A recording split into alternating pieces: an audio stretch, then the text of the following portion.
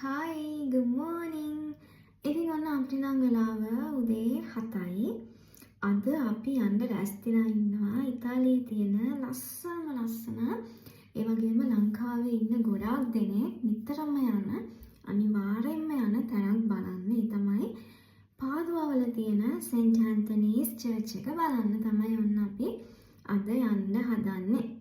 ඉතින් මං හිතුවා ඒ ගමන ඔයාලවත් එක්කගෙන යන්න ඕනේ කියලා. ඉතින් ඔන්න ඊට කලින් මට කරන්න පොඩි වැඩ ටිකක් තියෙනවා. මං තාම මේ නැගිට්ටා විතරයි. ලිප් බාම් එක ගාලා තියෙන්නේ, ලිප්ස්ටික් ගාලා නෙමෙයි. මොකද මේ ස්කින් එක හරියට ඩ්‍රයි වෙනවා. ගොඩාක් ඩ්‍රයි වෙනවා. මේ ලිප්ස් ක්‍රැක් වෙනවා. මං ඔයාලට පෙන්නන්නම් මේ මගේ මෙහෙ ඔයාලට පේනවා ඇති ස්කින් එක මේ පීල් ඔෆ් වෙනවා, හැම යනවා. ඉතින් ওই ප්‍රශ්නේ හින්දා මට තාම පුරුදු නැහැ මෙහි ක්ලයිමේට් එක. ඒ හින්දා මම නිතරම ලිප් බාම් ගාගෙන තමයි ඉන්නේ. ලිප්ස් බේර ගන්න ඕනේ හින්දා. ඉතින් චර්ච් එකට යන්න කලින් මම කලින් කිව්වා වගේ වැඩ ටිකක් තියෙනවා. බ්‍රෙක්ෆාස්ට් රෙඩි කරන්න ඕනේ, වොෂ් එකක් දාගන්න ඕනේ, ලෑස්ති වෙන්න ඕනේ. ඊට පස්සේ තමයි හස්බන්ඩ් එක්ක අපි දෙන්නම එකතු වෙලා චර්ච් එකට යන්නේ. ඉතින් ඒ ගමන මම ඔයාලත් එක්කගෙන යන්නම්. චර්ච් එක හරියම ලස්සනයි කියලා මම අහලා තියෙනවා. එහෙනම් දිගටම වීඩියෝ එකත් එක්ක එකතු වෙලා ඉන්න. අපි බලමු කොහොමද අද දවසේ ගෙවෙන්නේ, අපි මොන වගේ දේවල්ද අද දවසේ කරන්නේ, චර්ච් එක කොයි වගේද සහ තවත් පුංචි ලස්සන දේවල් අද වීඩියෝ එකේ ඔයාලට බලන්න පුළුවන්. එහෙනම් දිගටම එකතු වෙලා ඉන්න. ඉතින් මම මුලින්ම කරේ අපි දෙන්නගේ උදේ කොෆීස් දෙක හදාගන්න එක. ඉතින් මේ තියෙන්නේ මගේ කොෆි එක. මම හස්බන්ඩ්ටත් කොෆි එකක් හදලා දුන්නා.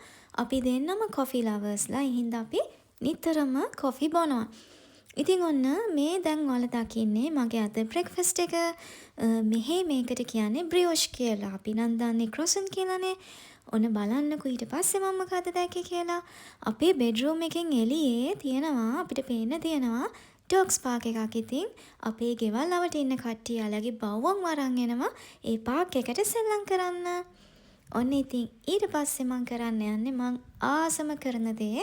ඒ තමයි අද මම ඇඳගෙන යන අවුට්ෆිට් එක රෙඩි කරගන්න එක. ඉතින් ඔයාලා මේ දකින ෆර් කෝට් එක තමයි මට හස්බන්ඩ් මෙහෙන් මුලින්ම අරන් දුන්න කෝට් එක. ඉතින් ඔයාලා තාසයි නේද මං වගේ මේ විදිහේ චූටි ලස්සන දේවල් ඇඳගෙන යන්න. ඉතින් ඔන්න මං මේ දේවල් ඔක්කොම ටිකත් මේ විදිහට ලෑස්ති කරගත්තා. එතකොට මට හරිම ඉක්මනට වැඩි වෙලාවක් ගන්නේ නැතුව ටක් ගාලා රෙඩි වෙන්න පුළුවන්. ඉතින් ළමයි ඊට පස්සේ ඔන්න මම වොෂ් එකක් දාලා රෙඩි වුණා. මේ තියෙන්නේ අද මම ඇඳගෙන යන අවුට්ෆිට් එක. ඉතින් ඔන්න මේ ඉන්නේ අපි දෙන්න.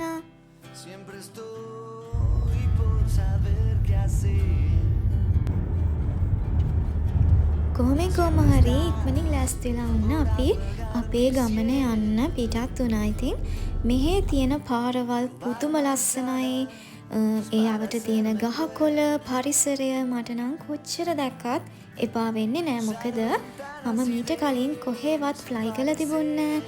මම කලින් රටකට ගිහිල්ලා තිබුණේ නෑ. ඉතින් මේ මගේ පළවෙනි එක්ස්පීරියන්ස් එක. ඒ හින්දා මම කොහේ ගියත් ඉතාලිය ඇතුලේ මම මේ හැම ගමනක්ම හරිම ආසාවෙන් වටපිටාව බල ගොඩක් සතුටෙන් තමයි යන්නේ.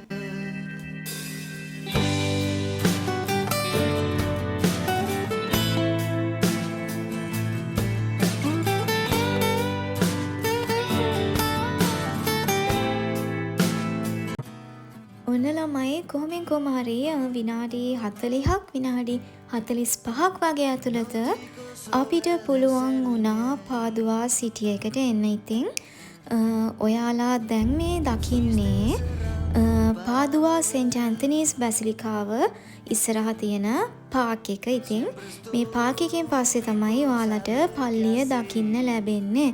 ඉතින් ඔන්න දැන් ඔයාලා මේ දකින්නේ සෙන්ට් ඇන්තනීස් බැසිලිකාවේ එන්ට්‍රන්ස් එක. ඉතින් මේ විදිහට තමයි චර්ච් එක ඉස්සරහා ඔයගොල්ලන්ට දකින්න හම්බෙන්නේ. ඉතින් අද ඉරිදා දවසක් නිසා මෙහි ගොඩාක් කට්ටිය ඔන්න අද පල්ලිය බලන්න ඇවිල්ලා තියෙනවා. ඉතින් පල්ලිය ඉස්සරහා මේ විදිහට ෆ්ලවර් ෂොප්ස් තියෙනවා. ඔයාලට පුළුවන් ඒ වලින් මල් මිලදී අරගෙන ඒවා චර්ච් එකට ඔෆර් කරන්න. ඉතින් ඔන්න අපිත් ගත්ත ලස්සන මල් එකක්.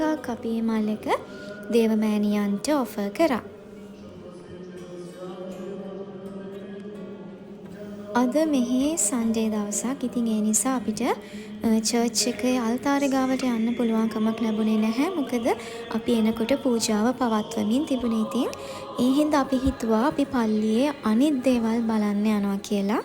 ඉතින් ඔන්න ඔයාලා දැන් මේ දකින විදිහට තමයි චර්ච් එක ඇතුලේ තියෙන්නේ. ඉතින් මේ ඉදිරියෙන් ඔයාලට පේන මෙන්න මේ ටෝම්බ් එකේ තමයි ශුද්ධ වූ අන්තෝනි මුනීන්ද්‍රයාගේ ශුද්ධ වූ සැකිල්ල තැන්පත් කරලා තියෙන. ඉතින් අපි එතනටත් ගිහිල්ලා ඔන්න දැන් අපි මේ බලන්න යන්නේ ශුද්ධ වූ අන්තෝනි මුනීන්ද්‍රයාගේ ශුද්ධ වූ ධාතුන් සහ එතුමා පාවිච්චි කරපු දේවල් තැන්පත් කරලා තියෙන ස්ථානය බලන්න.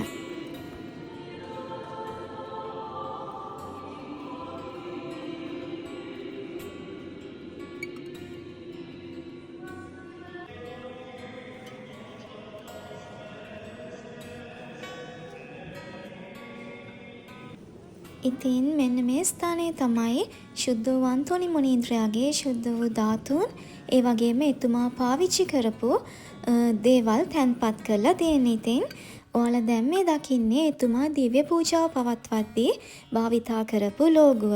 සහ ඔයාලා දැන් මේ දකින්නේ එතුමාගේ ශුද්ධ වූ ධාතුන්. ඉතින් මේ දේවල් සියසින්ම දකින්න මම කොච්චර පින් කරලා තියනවද කියලා මට ඇත්තටම මේ වෙලාවේදී හිතුණා.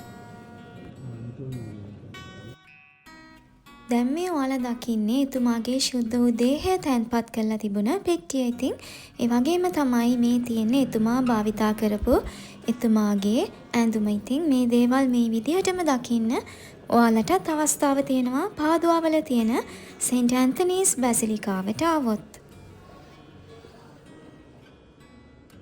ඊට පස්සේ යන්න අපි දැන් මේ පල්ලියෙන් එළියට එන්නයි යන්නේ. ඉතින් මෙහි අවට වටපිටාව හරිම ලස්සනයි. ඔයාලට පේනවා ඇති පල්ලියේ ඉස්සරහා එන්ට්‍රන්ස් එක වුණත් මේ විදිහට හැම වෙලේම මිනිස්සුන්ගෙන් පිරීලා තියෙන්නේ. මොකද ගොඩාක් දෙනෙක් එනවා මේ චර්ච් එකට. මොකද මෙතන ගොඩාක් බ්ලෙසිංස් තියෙන ඒ වගේම ගොඩාක් මිරකල්ස් වෙන තැනක්. ඉතින් මේ විදිහට පල්ලිය ඉස්සරහා තියෙනවා පොඩි පොඩි ෂොප්ස්. ඔයාලට පුළුවන් මේ ෂොප්ස් වලින් එක එක සුවනියර්ස් මිලදී ගන්න. ඉතින් පල්ලියෙන් එහා පැත්තේ තව තියෙනවා රෙස්ටරන්ට්ස්. ඉතින් ඔයාලට පුළුවන් ඒ වලින් ඔයාලා කැමති විදිහේ එක එක කෑම වර්ග try කරන්න.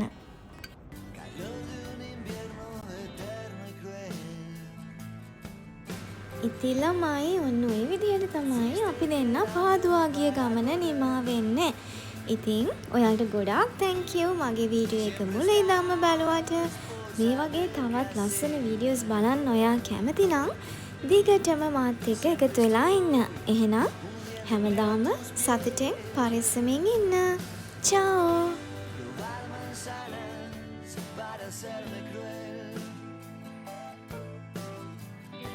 Cruzar ventanas y desaparecer.